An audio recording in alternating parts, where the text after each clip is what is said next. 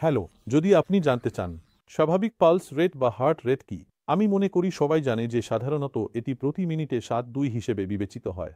কিন্তু এটি ঠিক ৭-২ হবে না যেমনটি একটি ভারসাম্যে রাখা হয়, বরং এটি প্রতি মিনিটে ৬-০ থেকে ১০০ এর মধ্যে পরিবর্তিত হয়। এটিকে স্বাভাবিক বলা হয়। যদি এটি ৬-০ এর নিচে যায়, আমরা এটিকে সাইনাস ব্র্যাডিকার্ডিয়া বলি। যদি এটি ১০০ এর উপরে যায়, আমরা এটিকে সাইনাস ট্যাকিকার্ডিয়া বলি। কিন্তু এটি কিছু কারণে ঘটতে পারে। যদি এটি কোনো কারণ ছাড়াই ঘটে, তাহলে আমরা এটিকে অ্যারিথমিয়া হিসেবে বিবেচনা করি।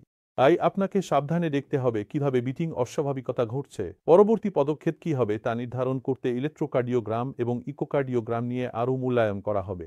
কিন্তু ভালো বিষয়টি যা প্রতিটি দর্শককে জানতে হবে তা হলো আজকের দিনে সবকিছুরই চিকিৎসা আছে।